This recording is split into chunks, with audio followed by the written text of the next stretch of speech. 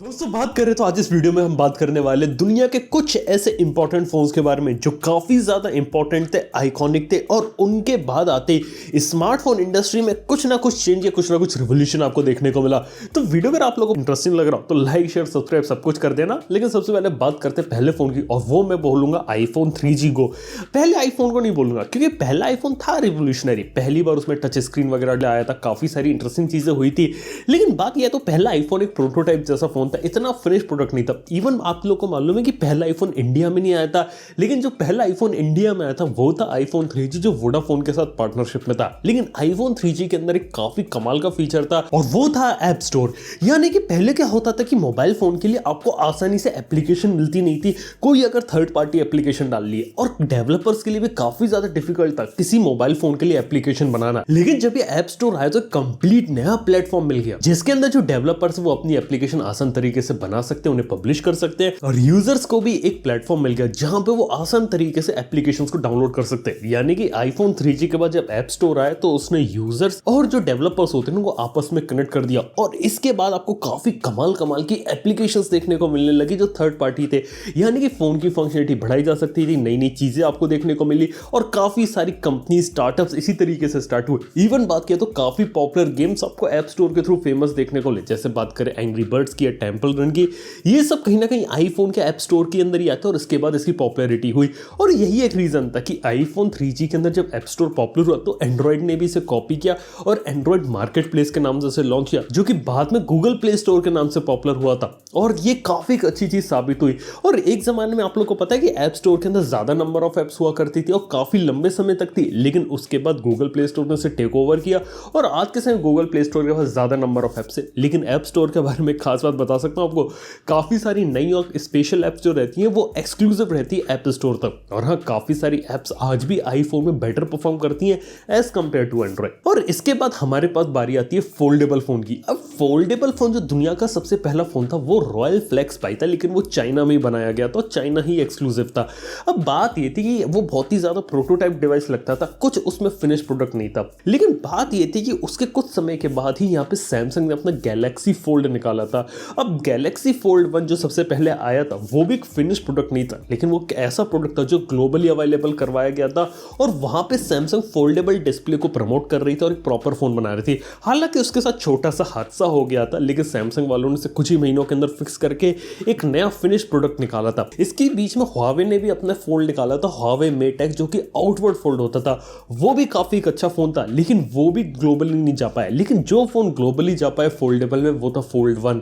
और देखा जाए तो फोल्ड 1 का इंपैक्ट वैसा नहीं हुआ जैसा उन्होंने सोचा था, लेकिन मार्केट के अंदर एक नई प्रोडक्ट कैटेगरी स्टार्ट हुई। 2021 तक आते आते अब जो गैलेक्सी Z Fold 3 और जो Z Flip 3 है ये अब हिट हो रहे हैं, इसे लोग अब जल्दी तेजी से अडॉप्ट कर रहे हैं। अब देखा जाए तो अभी तक इतने लंबे समय तो कोई दूसरी कंपनी नहीं है जिसने इतनी जल्दी फोल्डेबल को अडॉप्ट किया। मोटोरोला का मोटो रेजर आपको देखने को मिल गया था, हुआवे का फोन था, Xiaomi ने अपना Mi Mix Fold को भी अनाउंस किया।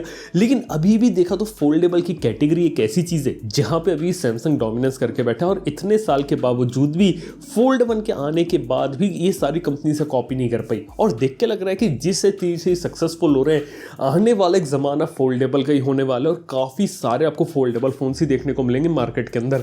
अब देखते हैं वो जमाना कब आता है। इवन कहानी तो ये भी चल रही है कि आईफोन जो रहता है वो भी आपको कंप्लीटली फोल्डेबल देखने को मिल जाए। और इसके बाद हम बात करते हैं गूगल नेक्सस 1 की। अब बात किया तो 2010 के अंदर उन्होंने नेक्सस सीरीज की शुरुआत करी थी, गूगल नेक्सस 1। ये गूगल और HTC ने मिलकर बनाया था। HTC ने हार्डवेयर बनाया था, गूगल ने एंड्रॉइड सॉफ्टवेयर बनाया था। बेसिकली गूगल क्या करती थी, पहले डायरेक्टली हार्डवेयर कंपनी के साथ पार्टनरशिप करती थी, लेकिन कोई नेक्सस लाइनअप नहीं थी।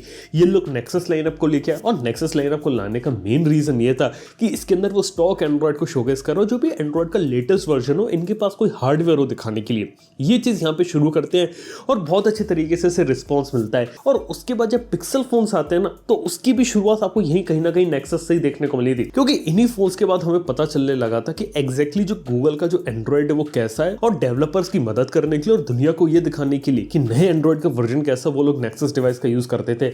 लेकिन फिलहाल के समय जो नेक्सस है वो पिक्सल बन चुका है। लेकिन अब कुछ ऐसे फोन्स के बारे में बात करें जिन्होंने इंडियन स्मार्टफोन मार्केट को रिवोल्यूशनाइज किया था। जैसे बात करें Xiaomi के Mi 3 और Redmi 1S को।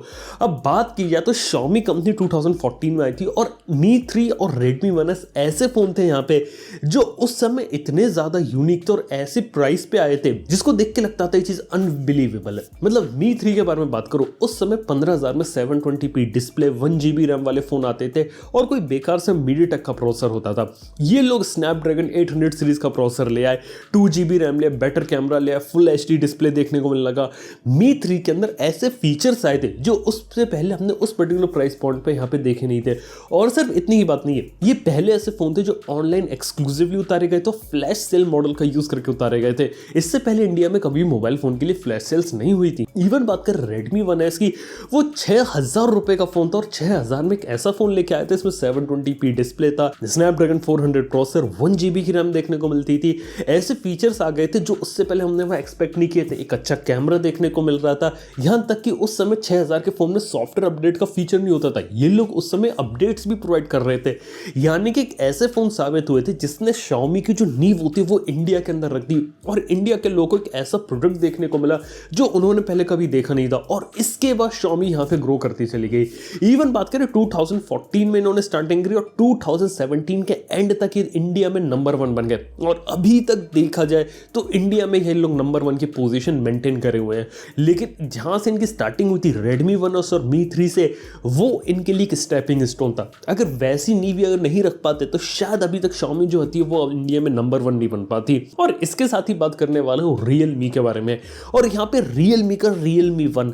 अब Realme 1 के बारे में नहीं पता तो उस समय Oppo ने Realme 1 को बनाया था और Oppo वाले जानते थे कि Realme 1 के साथ वो गैम्बल कर रहे हैं, क्योंकि इस फोन के अंदर उन्होंने 2-3 चीजों पर ही फोकस किया था लेकिन बाकी सारी चीजें छोड़ दी थी। मतलब आप समझ सकते हो उस समय उन्होंने एक ऐसा फोन निकाला था 10,000 से कम में जिसमें MediaTek का Helio P60 था। उन्हें मालूम था जो MediaTek Helio P60 वो एक अच्छा प्रोसेसर है, लेकिन मार्केट में MediaTek की रेपुटेशन ऐसी थी कि यार गर्म होता है, हीटिंग होती है, बैटरी ज्यादा जाता है। ऊपर से इस फोन के अंदर आपको सिर्फ प्लास्टिक बैग देखने को मिलता था, कोई मेटेलिक बैग नहीं था। अच्छा, सब फोन मेटेलिक बैग लेके आ रहे थे, इस फोन में इवन फिंगरप्रिंट स्कैनर भी नहीं था, इस फोन में डबल कैमरास भी नहीं थे, काफी सारी कमियां थी। लेकिन उसके बावजूद भी अपने प्राइस पॉइंट, प्रोसेसर और अपने लुक्स के कारण ये फोन मार्केट में हिट हो गया। इवन Oppo वालों ने सिमिलर फोन को बाहर लॉन्च किया था क्योंकि उन्हें मालूम था अगर ये फोन इंडिया में नहीं चला तो बैक पैनल चेंज करके इस फोन को बाहर बेच देंगे। लेकिन सरप्राइजिंगली इतना ज्यादा बिक गया कि Oppo वालों को कॉन्फिडेंस आ गया कि हाँ, इस मार्केट में लोग कुछ कर सकते हैं और Realme आगे चल के चल सकता है। इसके बाद Realme को अपना सेपरेट लोगो बना, ये लोग पूरी तरीके से अलग हुए Oppo से और अपने अलग अलग प्रोडक्ट्स बनाने लगे। इवन क्या आप लोगों को मालूम है कि Realme 1 के बाद Realme 2 के बीच में काफी बड़ा गैप था टाइम का, लेकिन उस बीच में उन्होंने अपनी पूरी कंपनी को यहाँ पे स्टैब्लिश किया था और आगे की पूरी प्लानिंग करने लगी। और आज के समय में देखो, एक महीने में मल्टीपल फोन्स लॉन्च करते हैं और Realme 1 से Realme 2 के बीच में महीनों का गैप लग गया था। लेकिन फाइनली हम एक इंडिया में कॉम्पिटिटर ब्रांड देखने को मिल गया जिसका बेनिफिट ये रहा कि आपको एक अच्छे प्रोडक्ट्स अच्छे कीमत में देखने को मिलने लगे। और जब मार्केट में कंपटीशन आता है ना, तो बाकी सारी कंपनीज भी अच्छे तरीके से काम करते हैं और आपको वैल्यू फॉर मनी प्रोडक्ट्स देखने को मिलते हैं। और ऐसे ही कहानी थी पोको की। जब पोको F1 आया था तो उसकी जो हाइप थी वो अलग ही लेवल पर थी, क्योंकि वो 20,000 से कम प्राइस पॉइंट पर स्नैपड्रैगन 845 जैसा चिपसेट, फुल HD डिस्प्ले देखने को मिलता था। यहाँ पे फेस अनलॉक के स्पेशल डेडिकेटेड सेंसर्स देखने को मिलते थे, कैमरास अच्छा देखने को मिलता था, सारी की सारी चीजें परफेक्ट थी। और प्राइस पॉइंट एक ऐसा था कि उस पर्टिकुलर प्राइस पॉइंट पर उसका कोई कंपटीशन था ही नहीं, और इसलिए Poco F1 one of the legendary phones में से गिना जाता है। इवन बात करें 2018 में लॉन्च हुआ था, लेकिन 2019 तक ये फोन बिका। इवन इसकी जो कीमत है वो 20,000 से कम भी आ गई थी और one of the best phones के अंदर गिना जाता था। उस समय किसी को अगर PUBG खेलना होता था तो यही फोन रेकमेंड किया जाता था, क्योंकि आपको सबसे अच्छी चीज यहाँ देखने को मिलती थी। अब बात किया तो Xiaomi वालों ने शुरुआत में सोचा था कि 20,000 के उनको ऊपर का कोई भी फोन आज तक चला नहीं, पोको F1 के साथ एक्सपेरिमेंट करते हैं, लेकिन ये एक्सपेरिमेंट हिट हो गया। अब उसके बाद पोको का एक ऐसा फैन बेस बन गया कि उनसे इतना प्रेशर आने लगा कि Xiaomi को 2020 के अंदर पोको को दोबारा से जिंदा करना पड़ा और इसको एक दोबारा से इंडिपेंडेंट ब्रांड यहाँ पे बनाना पड़ा, जिसका एक बेनिफिट ये हुआ कि सेपरेट कंपनी बनी और आपको अलग अलग काफी सारे प्रोडक्ट्स देखने को मिलने लगे, जहां पे पोको की जो फिलॉसफी रहती है वो कंटिन्यू रही, जैसे everything you need nothing you don't. Even बात करें जो पोको F3 GT आया ना, वहां पर भी पोको F1 का ट्रू सक्सेसर बनाया जाता है, क्योंकि एक फोन के दम पे यहाँ पे इन्होंने एक ऐसा फैन बेस बना दिया था जो रोज लिखते थे वेयर इज पोको F2। एक ऐसी चीज यहाँ पे स्टार्ट कर दी थी। इससे पहले अभी तक स्मार्टफोन मार्केट के अंदर हमने ऐसा नहीं देखा था कि अगला फोन का जो वर्जन आ रहा है उसका यहाँ पे इतना ज्यादा इंतजार हो रहा है। ये चीज हाथ से पहले हमने कभी नहीं देखी थी, लेकिन पोको के अंदर ये चीज हमें सबसे पहले देखने को मिली यहाँ पे। और ऐसे ही बारी है यहाँ पे 5G फोन्स की। अब दुनिया का पहला 5G फोन था सैमसंग गैलेक्सी S10 5G। ये यूएस और कोरिया दोनों में लॉन्च किया गया था पैरेलली और 5G नेटवर्क के साथ एक कंपैटिबल था। अब देखा तो स्टार्टिंग तो उसने करी थी, लेकिन 5G को पॉपुलराइज इस फोन ने नहीं किया, 5G को पॉपुलराइज किया आईफोन 12 ने। अब एप्पल ने जब आईफोन 12 सीरीज को निकाला तो वहां पे उन्होंने फोकस था 5G के ऊपर, लेकिन 5G के साथ साथ ये था कि दुनिया भर में जहां जहां 5G वहां पे उसे अवेलेबल करवाया जाए, और इस चक्कर में जो 5G की जो यूजर बेस था वो इंक्रीज हुआ आईफोन 12 को लॉन्च कर। काफी सारे लोगों ने 5G के लिए इस नए फोन को लिया। इवन मैक्सिमम कंट्रीज के अंदर जो 5G नेटवर्क होता है ना वो आईफोन के साथ कंपैटिबल रहता है। और अगर हम 5G का यूजर डेटा देखेंगे तो जहां पहले आपको काफी कम लोग 5G यूज करते हुए देखने को मिलते थे, आईफोन के लॉन्च के बाद काफी सारे लोग 5G का यूज करने लगे। ये बेसिकली डेवलप्ड कंट्रीज के बारे में बात हो रही है जहां लोग ज्यादातर आईफोन को ही यूज करते हैं। लेकिन हाँ, रियलिटी में यही होता है कि आईफोन के आने के बाद जो 4G से 5G में जो ट्रांजिशन है ना वो हुआ था। सैमसंग गैलेक्सी S10 ने 5G की शुरुआत करी थी, लेकिन जो मेजर ट्रांजिशन होता है जिसमें ज्यादातर जो लोग रहते हैं वो 5G का जहां यूज करते हैं वो आईफोन 12 सीरीज है यहाँ पे। और ऐसे ही बात करें यहाँ पे गूगल पिक्सल की। अब Google pixel one of the most inspiring phone में से आता है। अब पता है क्यों? क्योंकि यहाँ पे उसका जो कैमरा रहता है ना उसके जो फीचर्स होते हैं फोन कंपनीज ने बहुत ज्यादा कॉपी किए। जैसे बात करें नाइट मोड की, आप लोग को पहले कभी नाइट मोड देखने को मिलता था मोबाइल फोन के अंदर? पिक्सल 3 के बाद हर कंपनी अपने फोन के अंदर नाइट शिफ्ट, नाइट मोड, अलग अलग चीजें डालने लगी। और ऐसे ही बात करें AI का यूज गूगल पिक्सल से पहले कितना ज्यादा होता था, वो कितना होता था, और गूगल पिक्सल के आने के बाद यहाँ पे AI का जो यूज होता है हर मोबाइल फोन कंपनी अपने फोन के कैमरा में चिल्लाती है कि यहाँ पे स्पेशल AI मोड है। ये चीज इवन बात करें यहाँ पे HDR+ फोटोग्राफी या फिर पोर्ट्रेट मोड की पॉपुलैरिटी के बारे में बात करें, ये कुछ ऐसी चीजें जो यहाँ पे गूगल पिक्सल से इंस्पायर हुई कंपनी और उन्होंने अपने फोन के अंदर डालना चालू किया। और अभी भी देखा जब पिक्सल 6 आएगा तो देख के ऐसा लग रहा है कि गूगल पिक्सल 6 के जो फीचर्स होंगे वो शायद आपको इन कंपनियां फिर से कॉपी करते हुए देखने को मिले। और ऐसी ही बारी आती है मोटो जी के फर्स्ट जनरेशन की। अब उस समय क्या था कि ये कंपनी थी लिनोवो के पास नहीं थी, गूगल के पास थी, और गूगल वाले काफी अच्छे फोन्स को डेवलप कर रहे थे। मोटोरोला के बारे में उस समय कहा जाता था कि ये सस्ते में नेक्सस इन्होंने निकाला है, स्टॉक एंड्रॉइड था, काफी सारी दूसरी चीजें देखने को मिलती थी और फर्स्ट जनरेशन थी। और अच्छी चीज है कि यहाँ पे आपको कॉन्स्टेंट अपडेट का सपोर्ट देखने को मिलता था, अपडेट्स अच्छी थी, हार्डवेयर अच्छा था। और हाँ, इंडिया में आए थे तो ये ऑनलाइन ओनली फर्स्ट फोन्स थे, यानी कि जहां Xiaomi के Redmi 1S Mi 3 flash sale के अंदर सबसे पहली बार गए थे, ये फ्लिपकार्ट एक्सक्लूसिव फोन्स थे। और फ्लिपकार्ट के ऊपर इन्हें जब बेचा गया था तो देखा तो काफी सारे लोगों ने इन फोन्स को ज्यादा पसंद किया था और मार्केट में जो फोन्स थे वो काफी ज्यादा तेजी से हिट हुए थे। और देखा तो इंडिया में जो ऑनलाइन फोन्स का जो पूरा मार्केट होता है ना वो इन्होंने स्टार्ट किया था। इसके बाद फाइनली बारी आती है Huawei की P सीरीज के फोन की। अब Huawei में देखा है तो उन्होंने लाइका के साथ पार्टनरशिप करी थी, P9 बनाया था, जिस समय दूसरी कंपनी से डबल कैमरास देती थी। ये लोग 40 मेगापिक्सल का इमेज सेंसर अपने फोन के अंदर तब लेके आ गए थे जब बाकी कंपनियां 12 या 16 देती थी।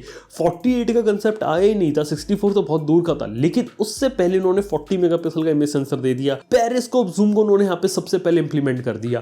कहने का मतलब है कि हार्डवेयर के अंदर, कैमरा के अंदर Huawei के फोन में ऐसे फीचर्स देखने को मिलते थे जो उससे पहले किसी और कंपनी ने यहाँ पे इंप्लीमेंट नहीं किए थे, और उनकी क्वालिटी यहाँ पे उन्होंने बेटर करी। मतलब आप इसे ऐसे समझ सकते हैं कि जो काम बाकी सारी कंपनीज बाद में किया या आज के समय में कर रही है, ये काम Huawei वाले फोन के अंदर बहुत पहले से हो रखे थे, इसलिए one of the most influential phone में आते हैं। इवन कैमरा की जो क्वालिटी थी Huawei के फोन में कैसे लेवल पे अचीव हो गई थी कि डायरेक्टली एप्पल के आईफोन, सैमसंग के फोन या फिर पिक्सल को कंपीट कर रहे थे। Huawei के फोन ही ऐसे थे जो DxOMark की रेटिंग में दूसरे कंपनीज के फोन्स को बीट कर रहे थे। इवन बात करें लाइका की ब्रांडिंग भी इनकी तरफ से ही पॉपुलराइज हुई थी। इससे पहले नोकिया वालों ने Zeiss के साथ पार्टनरशिप करी थी एक जमाने में, लेकिन उसके बाद लाइका के साथ जो कैमरा ब्रांडिंग का सिलसिला जो अभी देखने को मिल रहा है ना, ये भी Huawei बहुत पहले से कर रही है। कहने का मतलब ये कि कैमरा के अंदर जो इंप्रूवमेंट, जो नई चीजें आज के समय में हमें देखने को मिल रही है, ये सबका क्रेडिट पहले Huawei को जा चुका है और Huawei सारे काम कर चुके, तभी हमें सारी चीजें देखने को मिल रही है। और उम्मीद ऐसी की जा रही है अगर Huawei कुछ और इंटरेस्टिंग कंसेप्ट या इनोवेशन करती है तो शायद वो हमें फ्यूचर के फोन्स में देखने को मिले। मतलब ऐसा नहीं कि Honor और Huawei के फोन में देखने को मिले, दूसरी कंपनियां इनसे कॉपी करके फीचर अपने फोन के अंदर डाल सकती है। ये भी काफी इंटरेस्टिंग चीज होती है। तो दोस्तों ये तो दुनिया के कुछ मोस्ट इंपॉर्टेंट फोन जिनके बारे में मैंने यहाँ पे आपको बात करी। इसके अलावा देखा जाए तो आज से आपको iPhone 10 का भी यहाँ पे नाम ले सकते हैं, जिसने नॉच ट्रेंड की यहाँ पे शुरुआत करी थी, लेकिन बाद में नॉच जल्दी ही खत्म हो गया था। और यहाँ पे हम नोकिया के फोन्स वगैरह को भी रख सकते हैं जिन्होंने वायरलेस चार्जिंग, NFC इन सबको पॉपुलराइज किया था और कैमरा की क्वालिटी को नेक्स्ट लेवल पे ले गए थे। तो ऐसे काफी सारे फोन्स हैं, लेकिन यहाँ पे कुछ सिलेक्टिव मोस्ट इंपॉर्टेंट और आइकॉनिक फोन्स के बारे में बात की। बाकी सबसे ज्यादा इंपॉर्टेंट और आइकॉनिक फोन इनमें से आपको कौन सा लगता है नीचे कमेंट बताना ना भूलो। वीडियो पसंद है तो लाइक कर देना, चैनल को सब्सक्राइब कर दो, लाइक शेयर सब्सक्राइब सब कुछ कर सकते हो। थैंक यू आपको वीडियो देखने में, आप समझो नेक्स्ट वन में। Good bye.